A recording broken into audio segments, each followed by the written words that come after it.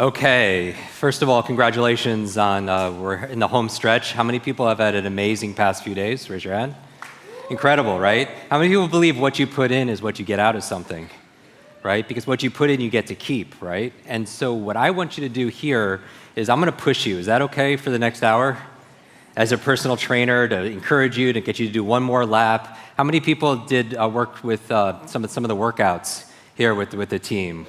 And that's what a coach does, right? Get you to do it one more time, one more set, because that's the intensity that gives you the results that you want to be able to have. So I'm going to push you, with your permission, in the next 60 minutes. And I'm going to share with you not only strategies on how to employ and really use the things that you learned, but also give you some tips on how to have an ageless mind, how to use your mind to be able to affect your longevity. And so what I'd like everybody to do is stand up real quick.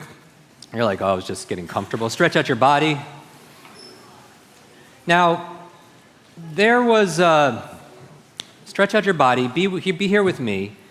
There was a study done by a Harvard psychologist. Her name was Ellen Langer. And this was back in the 70s. In 1979, she was noticing, she was looking at nursing homes, right? Senior homes. And are these some of the, how many people have ever spent some time visiting friends, family in a senior nursing home? It was all about, she was there, it's like, this is not the best place for people to thrive. Can you raise your hand if you agree with that? And she was like, how does the environment affect our health? How is the environment? And she did this experiment where she took 8 seniors, they were in their 70s, and she took them and she put them in, brought them to a monastery, right? A place where they're going to spend 1 week. And it was a special kind of place because once these individuals, and a number of them had canes and they were walking out of the van, and they were just told here that you're going to go in this place, we're going to play a fun experiment, and you're going to pretend that it was 20 years ago. So instead of 1979, it's going to be 1959. And you're going to go there and you're going to have conversations and you're going to act as if you are 20 years younger. And she set up the environment to be able to support that. So everything that was on the news was current news. The magazine and the newspapers reflecting current times there. And they had things that wouldn't get them out of state. There were no mirrors there for them to see themselves even, right? And so they wanted to create this environment for about 1 week. And they had another control group of guys and men that were in another environment, but the environment, it was in a changed environment. They were just told to reminisce about 20 years ago. Do you see the difference? Where one, it was really structured as if it was 1959. The other environment, they're telling the subjects, these men who are in their 70s also, just talk about the 1959s, right? What it was like to be back then. And then after 1 week, what do you think happened? What do you think happened after 1 week of them deeply immersed as if it was 1959? They were younger. And now what does that mean? How do you measure that, right? Well, they did it by physical strength. They gained physical strength. After just 1 week of being in this environment, they had better hearing. After 1 week, they had better eyesight. And their cognitive performance, like their intelligence actually improved. They did better on memory tests after just 1 week. And now how many people believe your environment affects your psychology? Raise your hand, right? And so that's the power we have of the power of imagination. And you think about how you can employ that towards your own personal growth and your own longevity. Now, when I'm talking about imagination, who has imagination in spades? Who are the fastest learners on the planet? Children. How fast can children learn things? A musical instrument or language compared to an adult, right? Because part of that is part of their nervous system is still gelling, and they ask lots of questions, and they have an imagination, right? And they also what? What do children do all the time? What do they want? They want to play, right? And then when I say play, you're thinking, when's the last time you actually played? You're like, just right before we got here, which is amazing, right? And that's why I like environments like this, because as we grow older, the thing is people say, well, I stopped playing because, I'm growing older, right? But I think it's actually the opposite, that you grow older because you stop playing. Does that make sense? And so it's not just about living longer, it's about living better. And so how many people are willing to play like children at least this session? Raise your hand. All right, let's test this. I want you to get in groups of 3 right now. 3 people you do not know. Find 3 people you do not know. If you need a group, raise your hand. Go, go. So we're going to play a game here. So we talked about the power of imagination and the power environment it has in terms of your longevity, your lifespan, and the quality of your life. I want to talk about the power of play, and we're going to do an exercise here. Now, in order to be able to do this, I'm also going to incorporate 3 keys to really get the most out of your learning and your life ongoing from here on out, okay? And we're going to play a game. How many people here like superheroes? Raise your hand. Okay, what we're going to do is we're going to play like superheroes. And one of the reasons why we're going to do this is we're going to step into new emotional states that are really key to accelerated learning. And what we're going to talk about is the states of play, the states of focus, and the states of courage or confidence. How many people want one or more of those 3? Play? Raise your hand if you'd like to have more play in your life, more fun.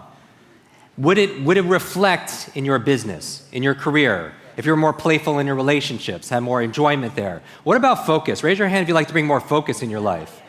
Yes, would you be able to get more done and be able to be healthier, to be able to live longer? Yes or yes?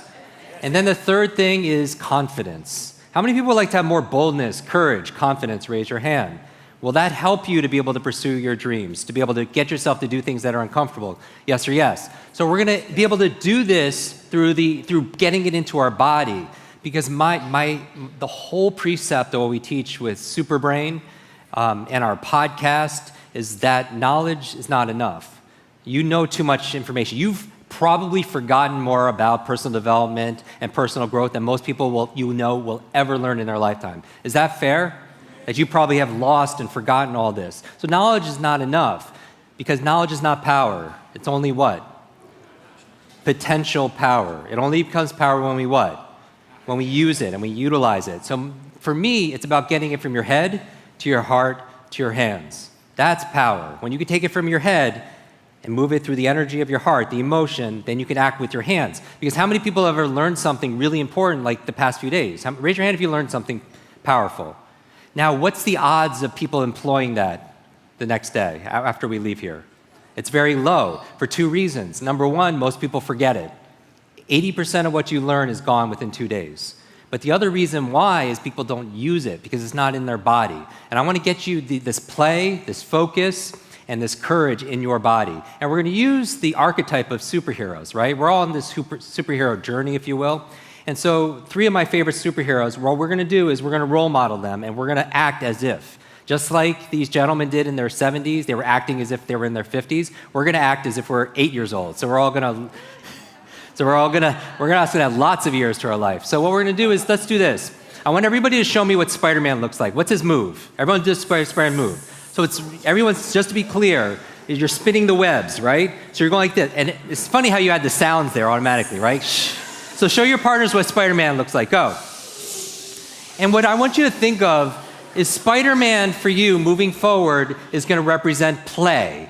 Play. Because if you read the comic books, if you watch the shows, the movies, he's very playful when he's battling and he's going out doing that, because he's a teenager, right? And so he's very, very playful, but that allows him flexibility, and flexibility is power. You know, any kind of system, those who have the most flexibility will win, as opposed to somebody who only has one way of reacting or responding. Does that make sense in game theory? So you want to have that flexibility, but what allows you to have flexibility is play. That's why Daniela did this movement, and being free like that allows you flexibility to be able to get a better result. But you got to get it in your body, because yes, you learn through visual, and you can learn through, how many people like to learn things by seeing it? Raise your hand. How many people, seeing it's nice or reading it's nice, but you like to have a discussion and hear it and listen to it? And then raise your hand if those 2 things are valid, but for you, what's most real is you want to get it in your body. You want to roll up your sleeves and do it. That's how you understand things. So there's visual, auditory, and kinesthetic. And when you stack all 3, you accelerate your learning. Does that make sense? Because you're using more of your senses, your nervous system. So what you're going to do is, when I ask you to do Spider-Man, you're going to actually do the move. So show your partners what Spider-Man looks like one more time. And remember, and now don't just, I want you to, now watch this, the difference. I want you to do it again, but this time be playful, like you're 8 years old. 1, 2, 3, go. And that playfulness will get it in your body. That playfulness, you can feel it in your body, right? The other reason why we do this is that information is not enough. Remember, do this. Information, do this, say this. Information combined with emotion becomes a long-term memory. One more time. Information combined with emotion becomes a long-term memory. And that's the state. All learning is state dependent. Life is emotions, right? Even time. We don't even know how to define time most of the times, but how many people have ever felt something where you felt like time went by really slow? How many people have ever felt something, a different kind of emotion, where time just stood still, right? Because time is a feeling, right? It's an emotion. And so you want to get that emotion in your body because all information, all learning is state dependent. So you want to add the emotion to it. So one more time, Spider-Man, go. Very nice. Now come back. Now, the second one I want you to think about is focus.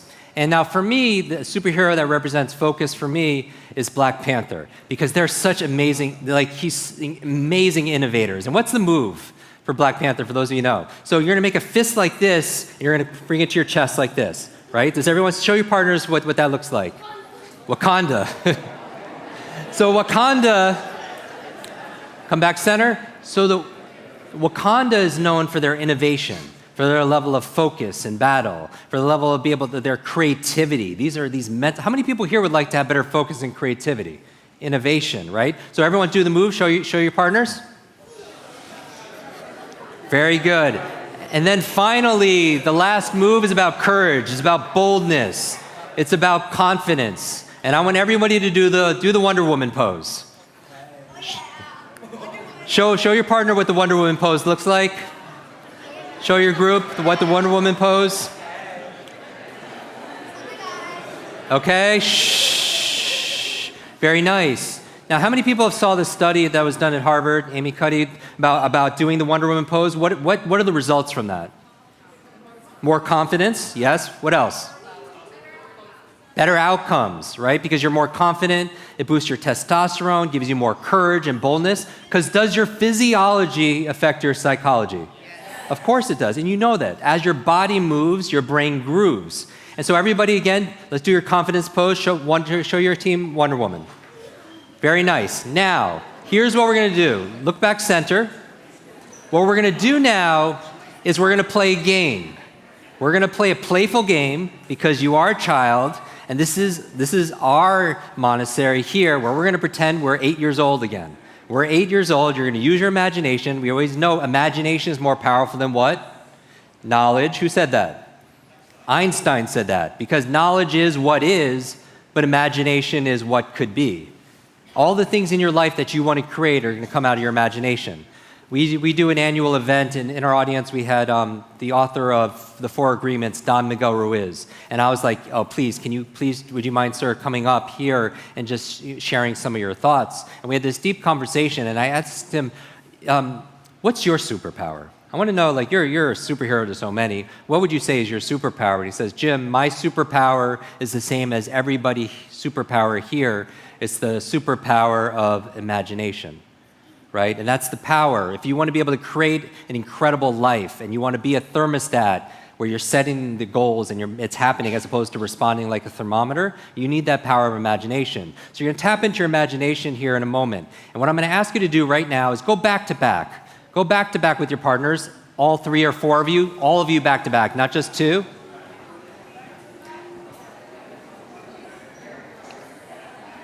And what I'm going to ask you to do here in a moment, you don't link arms, just go back to back. And in a moment, I'm gonna go 1, 2, 3. When I say 3, I want you to immediately turn around and you're gonna choose one of the moves. Spider-Man, Black Panther, or who? Or Wonder Woman. And what I want you to do is I want you to pretend you have another superpower, and that's a superpower of mind reading, right? Empathy. I want you to pretend you're Professor X or Jean Grey, and that you're really mind melding with your new partners, your new friends. And I want you to do the best you can to be able to do the same superhero. Does that make sense? So I want you to connect with your new friends right now, energetically, mentally, emotionally, connect, and think of a superhero. And in a moment, I'm gonna go 1, 2, 3, and then all of you are gonna turn around to face each other and then be that superhero. And the goal is to pick the same one. And if you pick the same one, I want you to celebrate like an 8-year-old. What are you gonna do? Show me. What are you? No, like really celebrate. What are you gonna do? All right, fantastic. Ready? 1, 2, 3.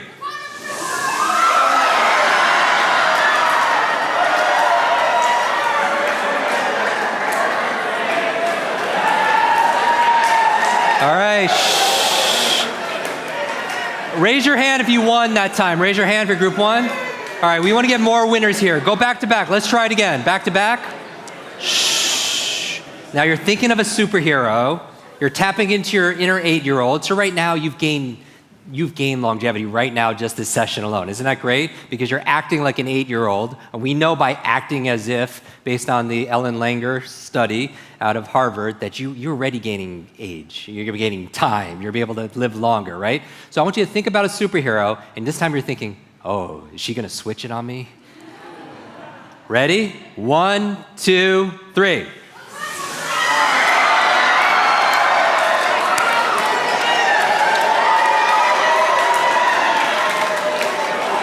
All right, we got to get more. Who won that time? Raise your hand. All right, let's do it one more time. Last time. Go back to back. Last time. Back to back. Go back to back. Shh. Now, really, like, put your fingers by your temples right now. Just really tune in to your part. What are they thinking right now? You're thinking like, and honestly, if you mess this up, it's not your fault. It's their fault. Tune into it. Group mind. How many people believe there's a universal mind or a group mind, right? A mastermind that when 2 or more people get together, they could create amazing things when there's clarity. Are you ready? Are you ready? Yes. 1, 2, 3.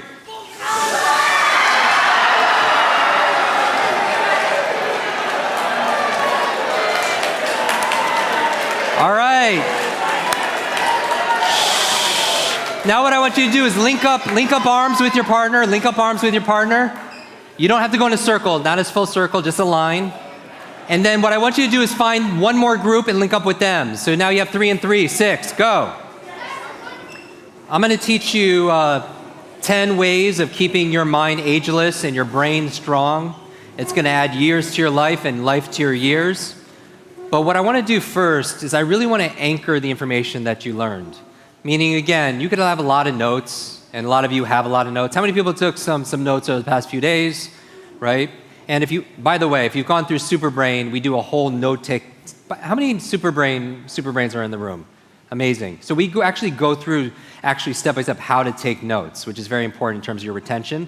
But what I want you to do here is we know that knowledge is not power. We don't need to know any more information. We need to apply the information we already know. And that's what I feel like is most important. Utilize what you know. I'm not saying don't continue to learn. Of course, do that. But get in the habit of learning something to implement it. Like, that's why I learned everything that I learned, is I just want to learn it so I can apply it, and I can learn it so I can teach it to somebody else. And because I have that intention, your intent matters. Does your intent matter in life? When you want to remember someone's name, does that intention matter? When you want to be able to make a sale, does your intention behind that make a difference? Yes or yes? Because nothing sells like caring. Nothing sells like sincere interest in somebody. So you don't have to use a tactic. You just have to really care. And what I would say is the reason why I want to learn is I want to learn so I could use it, because I don't want to just have information in my head. I have lots of information in my head. But the other thing is I want to learn it so I could pass it on to somebody else. So what we're going to do is we're going to employ both those things. You learned an incredible amount over the past few days. What I want you to do is to grab a pen or your notebook or your phone if you don't have a place to write. And I want you to just write down 3 things. Write down 3 things that you picked up. Insights, ideas, strategies, resources, something that's just would be worth you employing. Something maybe that you could figure out to do. So take out a piece of paper. There's paper on the sides also as well. or you could write it in your phone. I just want you to write 3 ahas. Does everybody know what an aha is? Like those eurekas. I call them quickenings. Something that you learn is just like, okay, maybe you might have known that thing before, but because you heard it at this time of your life, it is especially meaningful. Write those down. At this event. At this event. Very good distinction. What did you pick up the past few days? I just want you to write 3 ideas, ideally something you could employ and do, a workout, an exercise. I want you to write it down and capture it. 3 things. If you have your notebook, you could just go through your notebook and that would be easy. Just circled 3 things. An inspiration, an idea, a strategy, a resource, a person you're going to call.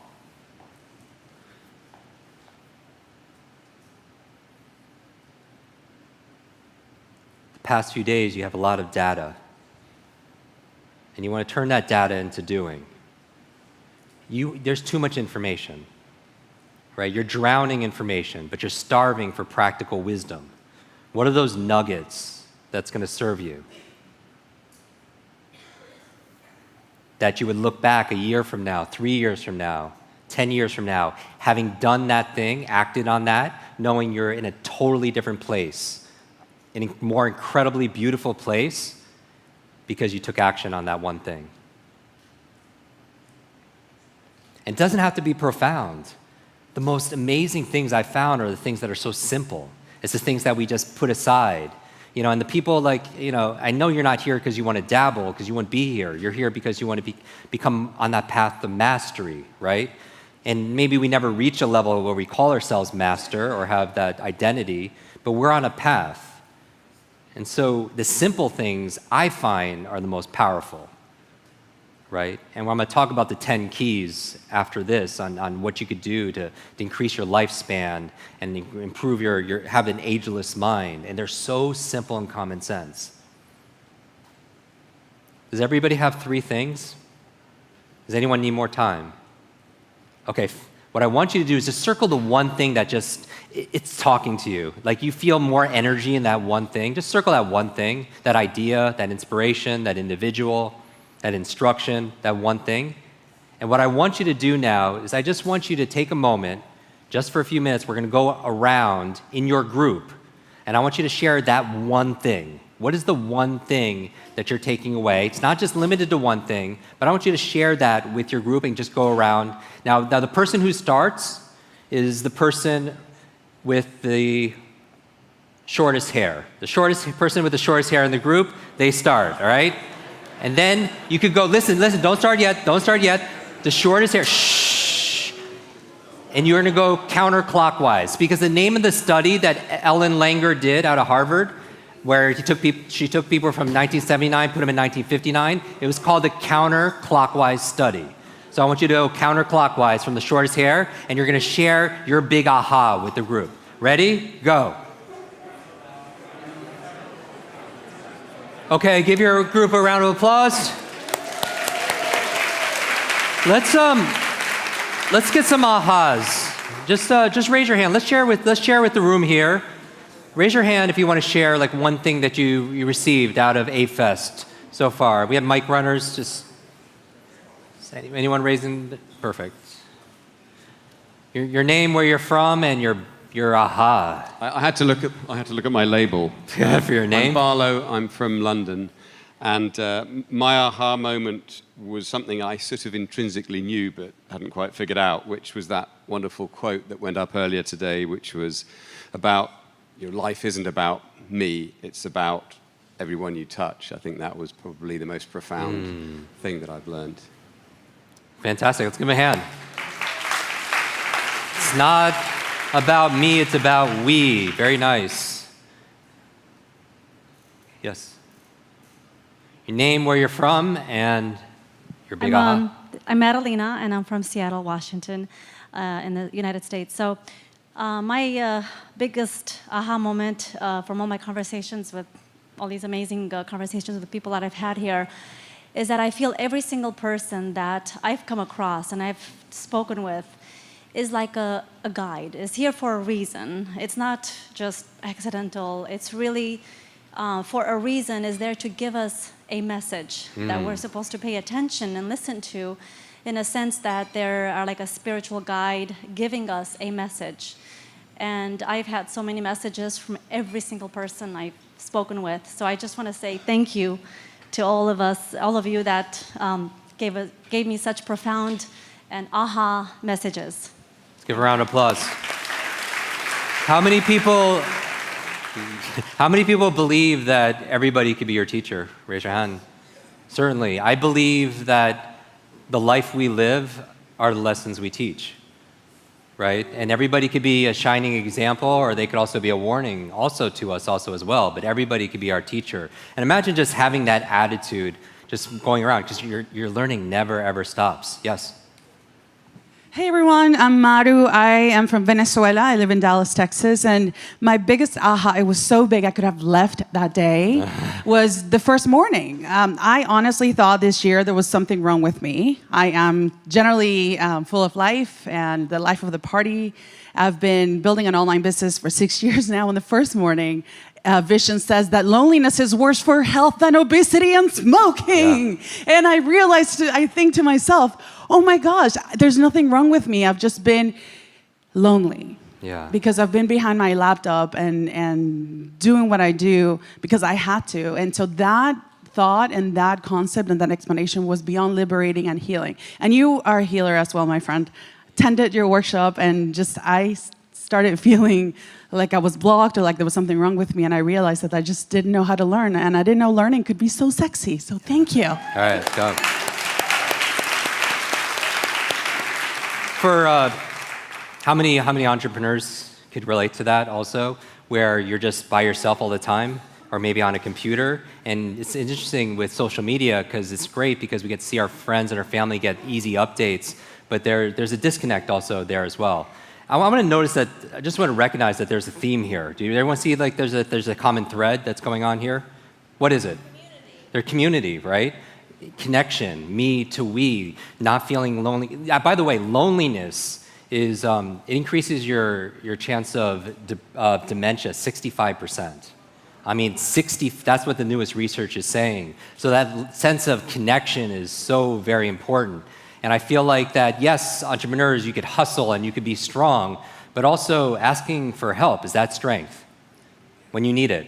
Asking, does it take courage to be able to do that and connect with individuals? And so that's really good for your brain, because your brain is not, your performance and your longevity is not just based on your biological networks or even your cognitive neurological networks. It's based on your social networks.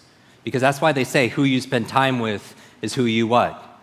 It's who you become. And we know that because we can repeat all these sayings, but are we practicing that in terms of who we choose to be in our life, and also who we allow to be in our life also as well?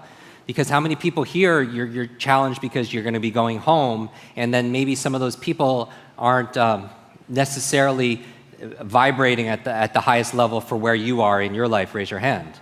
And it's interesting because can you choose and make a conscious choice on who, even if it's family, you could love your family, but you could choose the people that have that expectation for you, right? And who you're going to give that, who you're going to allow to be able to have that power or that control, if you will. One more, just does somebody have something burning? Just raise your hand. Aaron, buddy. Hey, I've got one over here. Okay, we'll do two. One Sure. here, and then we'll finish here. Yes. So I'm Spencer from Miami, Florida. So simplification, intensity, and structure. And you were talking about sharpening the saw. And I was thinking about my life, where it wouldn't even be mattering if I was sharpening the saw if I'm trying to like saw all these different materials, because I'm bringing way too many things into my life. And so I feel like a lot of the purpose and passion I've really figured out, but between 10X and learning faster and all these things, it's really about clearing out the distraction and doing the things that I already know, which is like paying attention and increasing my physiology and being really present with someone. But that made a massive, massive difference in like how clearly I can see how to create the space for success moving forward. Let's give him a round of applause. A couple of those points. Simplicity, I love that word because I'm really what I'm looking for. Anybody can make things more complex, and that's just the truth. Anybody can make things more complicated, and it takes. How many people here do you feel like you're an expert at something? Raise your hand, right? And so for me, an expert is able to communicate something in a way where they make it more elegant because they've gone through the trial and error, they've made the mistakes, and they could focus on the things that really, really matter. And so elegance for me, and the other thing is when we're talking about intensity, like these workouts, notice that, again, raise your hand if you went to one of the workouts here, 10X. The reason why it works, like everything works like this. It's all based on frequency, duration, and intensity. Learning is the same way. Just like if you want to build your physical muscle, it's not just, so if you could do frequency, right, repetitions. You could do duration, meaning you could go and spend more time at the gym. You could also make it so intense that, the reason I like intensity, because we do that with the memory training, for those of you who went through Superbrain, is we make experiences so intense, you don't need the frequency and duration. Because what's the challenge with frequency and duration? It takes time. And the time is that's your most valuable asset, period. And that's the one thing you can't get back. But when you make something more intense, for those of you who are how many people, business owners or sales, raise your hand? That's marketing, right? That's sales. You could do frequency, meaning you could show an ad many, many times, or you run Facebook ads many, many times, frequency. Duration is you could do longer sales meetings, you could do infomercials, 30 minutes, like sales videos, duration. Or your message could be so intense that there's no cycle, right? Somebody just hears it and it hits them emotionally where it really counts, and then there's a purchase. So look at things in terms of shortcutting. In the world we live in today, we don't necessarily have the time for frequency, like repeating things over and over again. Like I don't have the time to repeat a name 50 times in my head. I don't have the time to rehearse a presentation 100 times over and over again. Because if you use intensity, that's how your neurological muscles work also. All right, so that's an incredible shortcut. And so we're always looking for these kind of strategies. Aaron, brother. Name, where you're from, and what was your big... So my name is Aaron from the States. The big takeaway from me was on day 0 with Eric, talking about the visual and auditory and kinesthetic changes in terms of speaking and teaching. I do a lot of that from stage and working with groups around longevity through love, and understanding that the way in which everyone receives and understands love is through different means, and to feel that slow, gentle speech, or the fast, intense intensity that lightens up from within, and to be able to communicate that, and also seeing that through the last few days, the way in which different speakers communicate their message and what connects to me and what connects to others really hit home, and it's something I can take away into the work I'm doing in the world. So. I love that, Aaron. Let's give him a hand. Just like there are love strategies or love languages, we all have preferences in terms of our criteria of what's most important, how we like to be communicated with. Try this. Everyone take out a piece of paper and just write your first and last name, just on a piece of paper, first and last name. Or if you're typing, use your dominant hand, just one hand, type it. And then when you're done, switch hands, and with your opposite hand right below it, write your first and last name.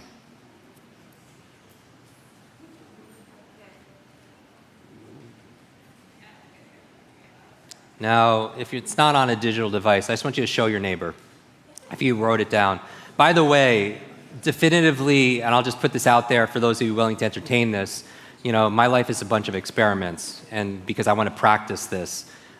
There's a difference between handwriting your notes and digital recording. Which one do you think is more effective when it comes to retention and comprehension?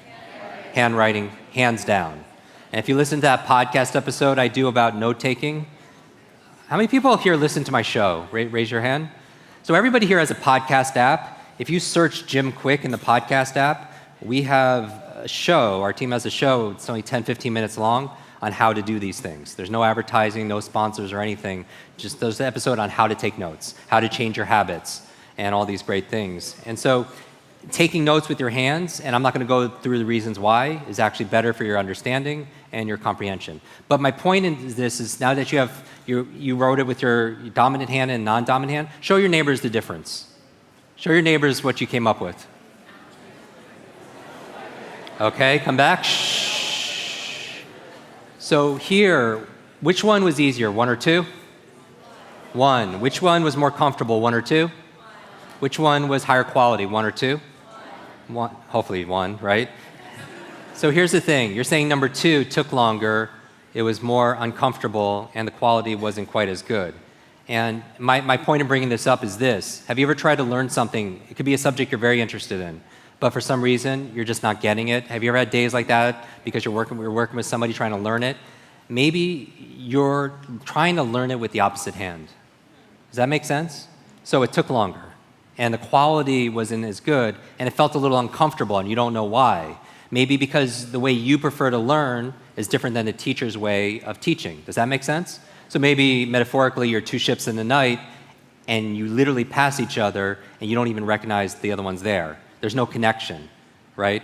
Human beings are the same way. So when you have ways that you prefer to learn, let's take visual, auditory, kinesthetic, because that's a simplified, simple way of looking at it. Some people like to learn visually. If a teacher is teaching differently, you might get part of it, but you're not getting all of it. Does that make sense? And so with love languages, it's very much the same way. Even how people communicate with each other, you could see somebody who's very learning style is visual and somebody who's very auditory. And then somebody who's very visual, they tend to speak faster, right? And auditory seems, more level. Kinesthetic people talk slower, right? Because it takes more time to get in touch with your feelings. Visual people talk really fast because a picture is worth what? 1,000 words. You have to keep up with 1,000 words. That's really fast, right? That's why even with our speed reading program, we get people visual because they can process 1,000 words really, really fast, get them in visual mode, right? Visual people also use very visual words. When I say you have a bright future, what mode is that? Visual, because what's the word? Bright. If I say that sounds good to me, sounds good what you're saying, what mode am I in? Auditory. If I say I don't get I'm learning, remember talking about learning? I just can't get a grasp around that. Can't get my hands around it. What's that? Kinesthetic. So you see how these things, but it also shows up in your breathing, in your posture, in your eye movements. When I ask people to do visual experiments, and I ask you to visualize success, and I ask you to visualize like what you want to be able to learn, and we take TED and actors and teach them how to memorize their scripts, and they make it visual. Look at your partners. Just look at right now at just your teammate, and I want you to just remember how many windows are in your home. Quick. Just how many windows are in your home? Just kind of like notice where your eyes go when you're thinking about this. Now, for the most part, where did your partners look? Up, right? Because when you look up, you tend to send more blood flow to your visual cortex, which helps you to be able to imagine or remember things that you see, right? Now, when people go now, by the way, there's a difference. When you look up and to the right, it helps you to visually imagine something. Now, when you look up and to the left, it helps you to visually remember something.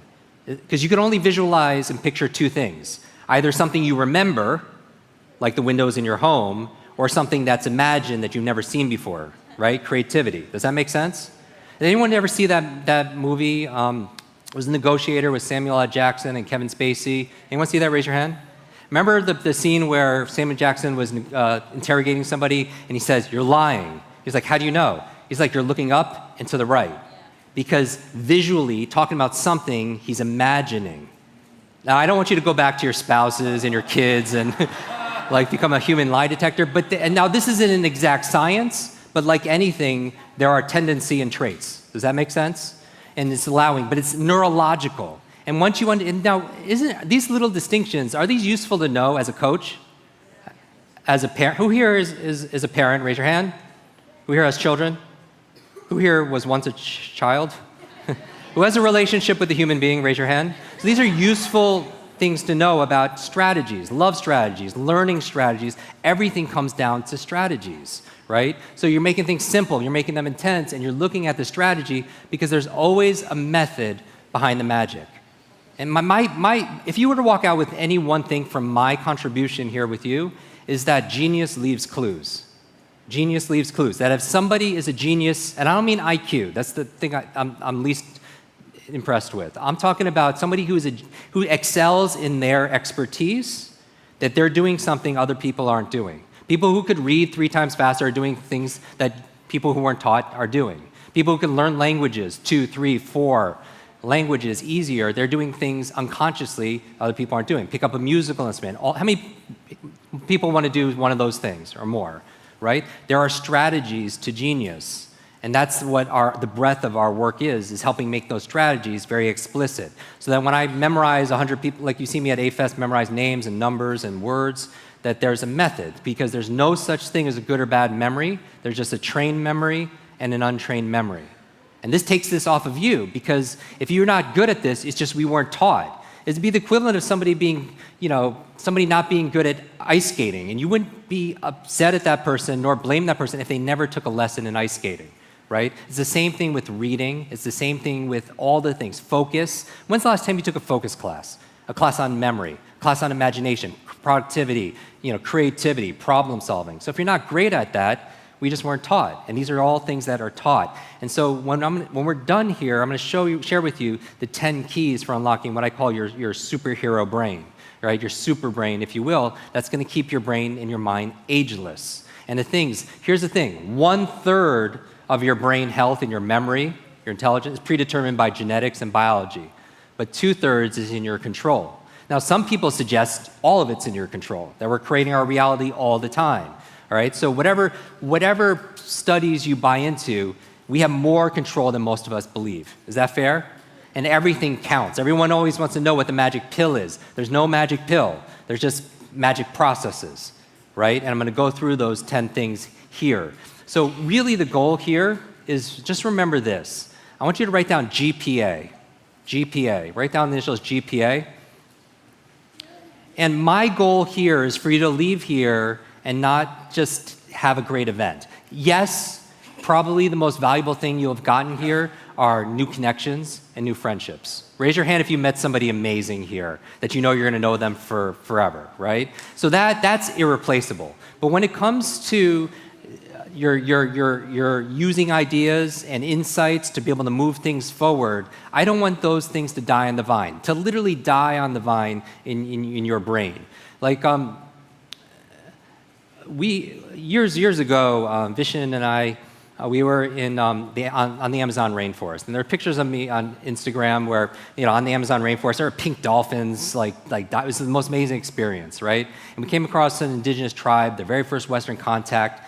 But if the Amazon River is like, one of the most amazing forces of nature, right? Huge river, it's being fed through like streams, right? Does that make sense? Multiple streams are feeding this into creating this experience. And what I'm here to say is this potential that you have, your intelligence, your memory, whatever it is being fed through streams, right? And it's not invisible. You might not see what's going on upstream, but then it shows up. And if it kind of dies off and it evaporates and you have a drought, you have to look at what's going on further upstream. Does that make sense? So I'm going to go through really quickly the 10 different things. But what I want you to do is be able to memorize these 10 things. And so what we're going to do is we're going to go through, and I'm going to teach you this very quickly, a way of putting it onto your body. And we're going to put it onto your body just for ease. We've done this before, but when I go through these 10 keys, I teach this at the Cleveland Clinic for Brain Health. The Cleveland Clinic for Brain Health, the center, they're doing two things. They're treating people with Alzheimer's and dementia, caregiving, if you will, and they're doing the latest research in the area of brain aging. And what my contribution there with the doctors and the caregivers and the researchers has to do with teaching them prevention, talking about prevention. So I'm going to give you the 10 keys to having an ageless mind, and every single one of them you've either heard me say or you intuitively know that these are important.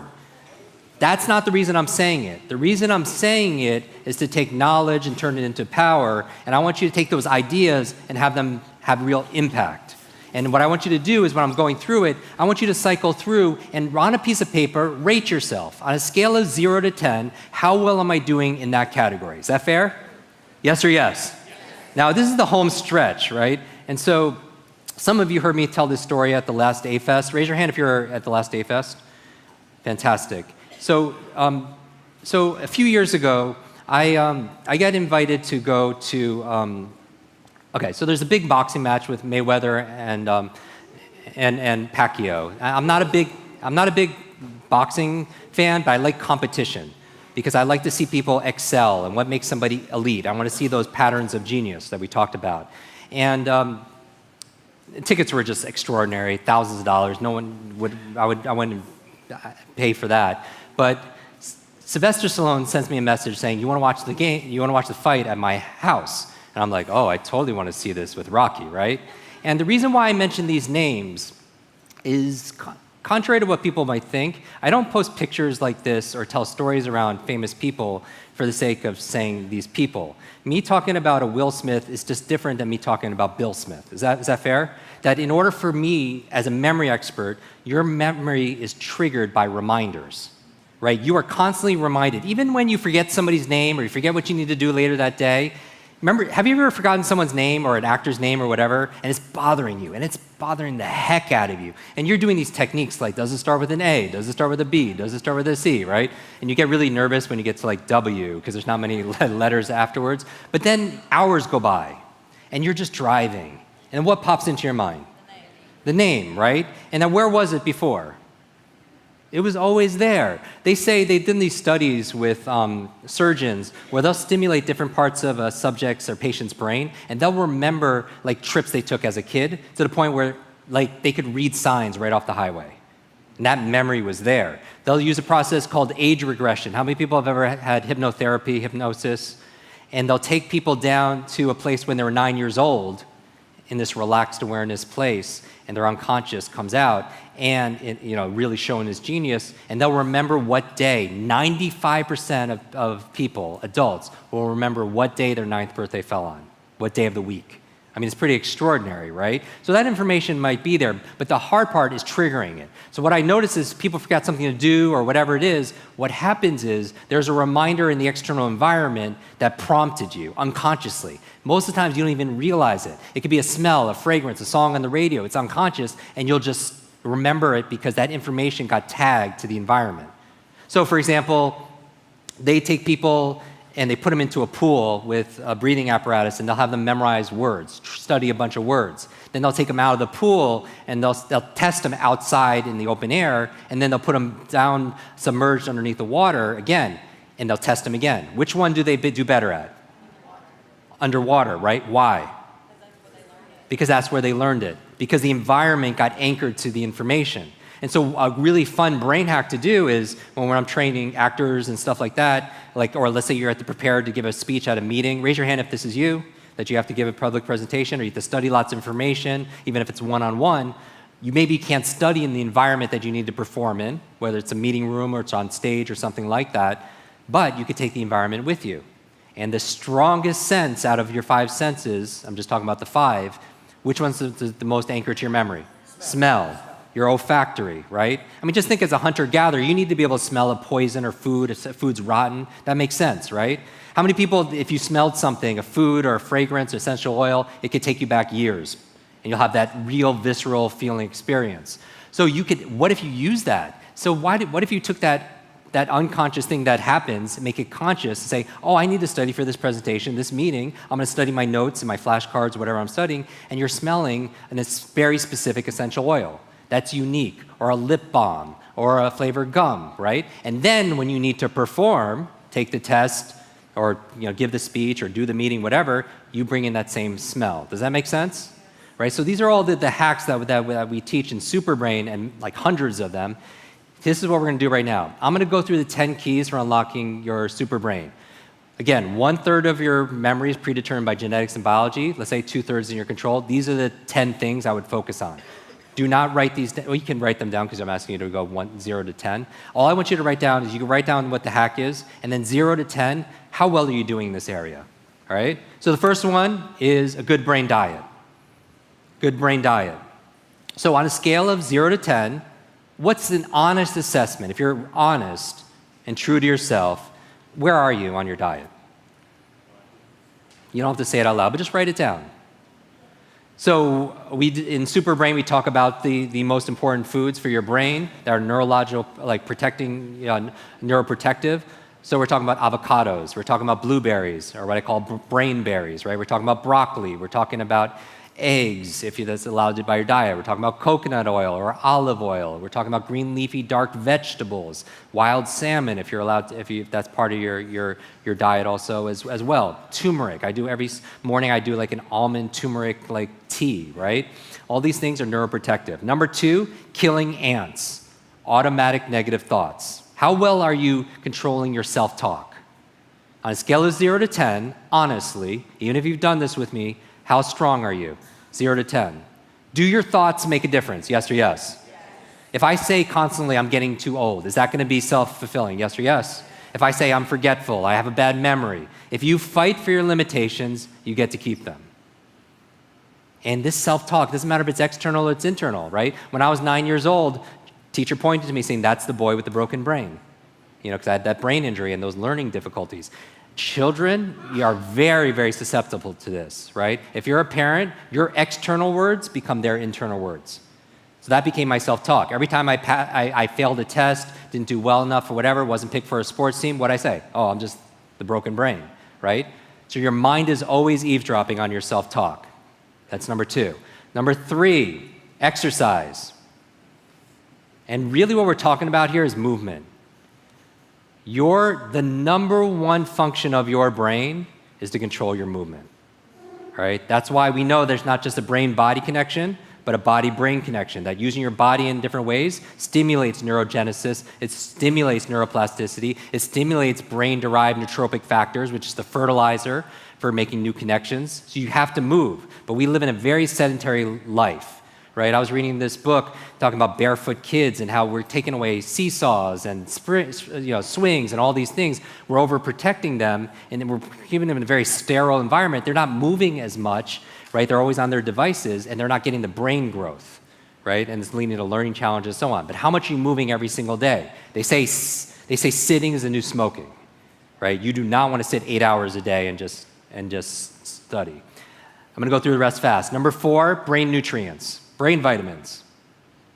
Because we're traveling, we're maybe going to eat the best foods ever. Are you supplementing with food? There are certain nutrients, and I would make this a no-brainer. I would just go to your functional medicine doctor and get like hormonal tests, full spectrum tests, food sensitivity, and just see what your baseline is, because I really do believe people are bio-individual.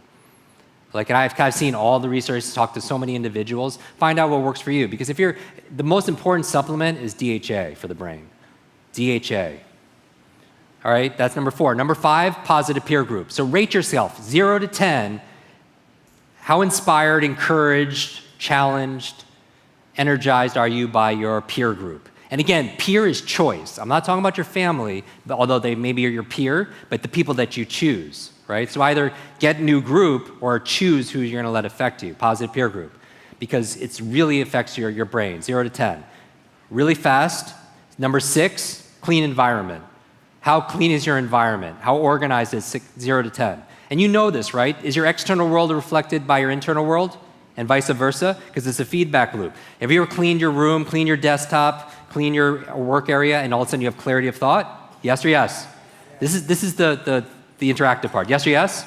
The reason why I brought up the boxing match is because I go over there, we watch this fight, and afterwards I was like, I was me sitting here, Sylvester Stallone on the couch here, and then to his left was Arnold Schwarzenegger. And I swear, if you took a picture of that, they'd be like, who photoshopped that Asian dude in that photo? But I was like, what does it take to be a champion like those guys?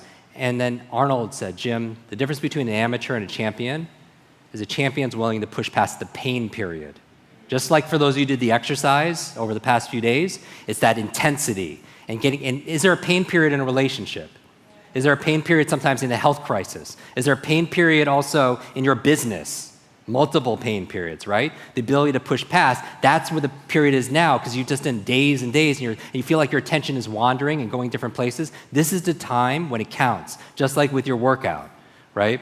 And so if Lorenzo and his team's here, that would be the goal. So that's number 6. Number 7, sleep. On a scale of 0 to 10, how good is your sleep? It's important for your brain. 3 really simple reasons. It's where you consolidate short to long-term memory. That's where you actually remember. You do not, even when you're doing these workouts, build your muscles when you're working out. You build it when you rest. Same thing with your mental muscles, same thing with your memory. So that's where you consolidate short to long-term memory. The other reason why you sleep is it cleans plaque out that could lead to dementia and potentially brain aging challenges. And how many people, raise your hand honestly, if you're not at an 8, 9, or 10 or sleep? Raise your hand if you're not. And that affects it. The last reason why is how you dream, right? Your REM sleep, your REM stages of your sleep, that's very important because that's where your creativity, that's where, I'm telling you, like we did a whole thing on Superbrain on how to remember your dreams. But specifically, why do you want to remember your dreams? Because you learn all day, your brain doesn't shut off at night, it's more active at night. And so Elias Howe created a sewing machine in his dream. You know, Paul McCartney came out with the song Yesterday in his dream. Mary Shelley came up with Frankenstein in his dream. Periodic table came to a chemist in his dream. What are you dreaming about at night that could solve a lot of the problems in your business, in your life, but you forget it the next morning? That's why the first thing I do in my morning routine is remember my dreams. And 6 steps on how to do that we talked about in Superbrain. After that, sleep. 8, brain protection. Are you protecting your brain? And I'm not just talking about wearing a helmet in extreme sports. Yes, that's obvious. I've had a series of traumatic brain injuries and concussions and all those challenges. Yes, but I mean like things like EMFs. Like we did a podcast episode specifically talking about electromagnetic fields and how it's affecting the brain. Is that affecting the brain, you think? Yes. Do you think it's normal? Do you think we evolved or were born to be able to handle all the electricity that's coming out of these smart devices? You know, I read recently that over 90% of kids sleep with their phones underneath their pillows, right? Not on airplane mode, right? So it's big challenge. We just did 2 videos on that. They have 4 million views in just a matter of weeks. You should watch those videos. EMFs, protect your brain. Number 9, new learnings. New learnings, meaning that you might have seen the longevity. This is a longevity conference on the cover of Time magazine where was this study on nuns who were living 80, 90, and above. What was the secret to their longevity? Part of it was their emotional faith, gratitude. The other half, lifelong learners. These group of women were just learning every day, reading every day, having deep conversations, doing the work every single day. It added years to their life and life to their years. So always learning, and I'm preaching to the choir here. But I know for a fact, most of you could actually push it even more, all right? That's how you create neurogenesis and neuroplasticity. If you want to know the secret to having an ageless mind, neurogenesis says you could create new brain cells the day you die. Neuroplasticity is saying you can create new connections to the day you die. The 2 most important factors outside of sleep that's going to promote neurogenesis, neuroplasticity, novelty and nutrition. Just like your body, you have to give it novelty or stimulus, and you have to give it nutrition and feed that muscle. Does that make sense? Same thing with your mental muscles. So novelty of movement, novelty of ideas. But most people, as we grow older, and I mean chronological age, we shut down because we feel like we know everything, right? So there's no novelty that's there. There's a Rumi quote that says, sell your cleverness for bewilderment. Like, when's the last time you felt bewildered?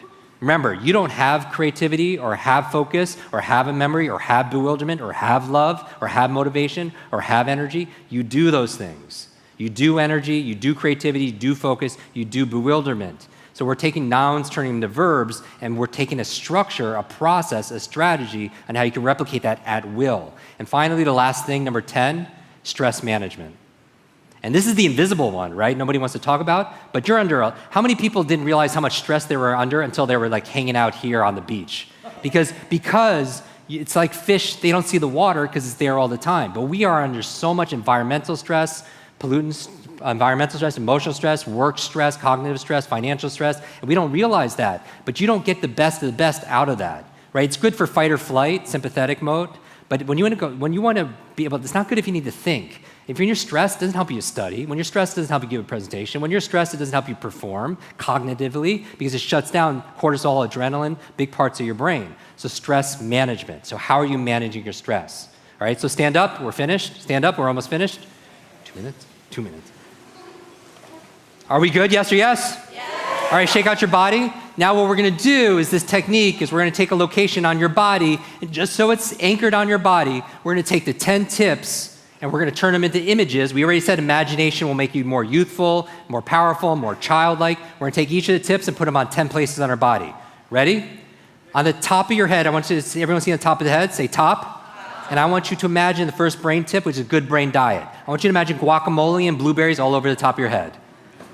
This would never happen. You're like, that's so childish. That's why it works. I want you to imagine that. Even if you can't imagine it, imagine you can imagine it. because that's your negative self-talk. 2 is your nose. What's number 2? Nose. And what's number 2, everybody? Killing ants. Automatic negative thoughts. I want you to see ants coming out of your nose, you're killing them. Not you would ever do that, it's gross. Remember, emotion is what's important. Information alone, you'll forget it. Information, emotion, you'll never forget it. Ants coming out of your what?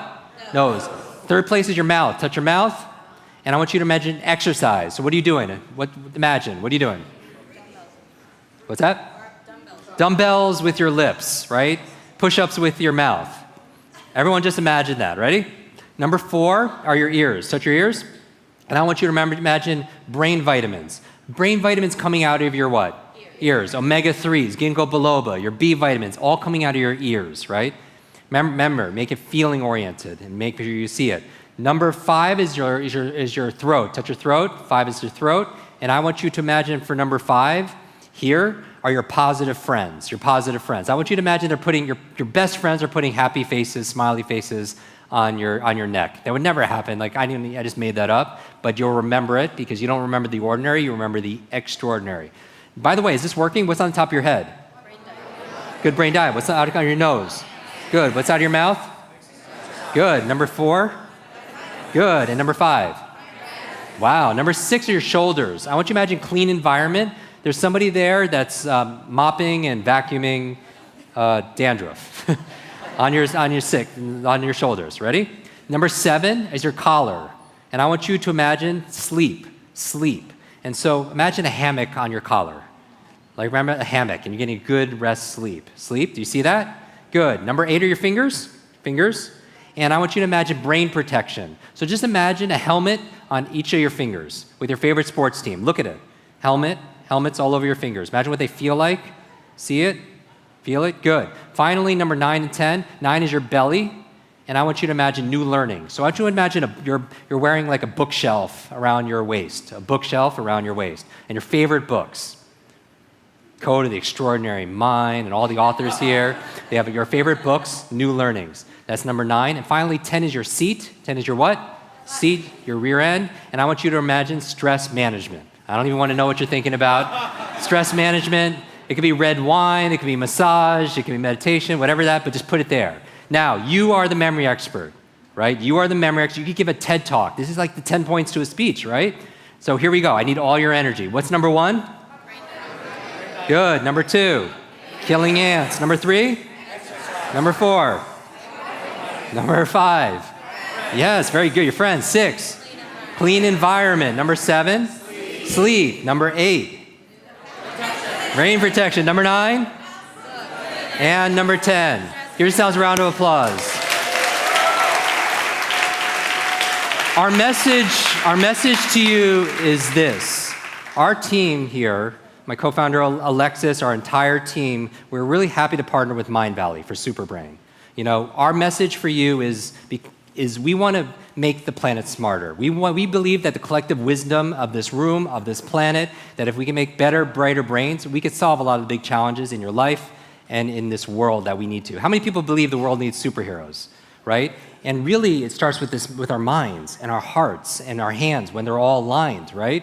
And so we believe that your life is like an egg. That if an egg is broken by an outside force, life ends, right? It cracks, it ends. But if it's broken by an inside force, life begins. And all great things begin on the inside. And you have greatness inside of you. You have genius inside of you. So let's let it out together. Thank you very much.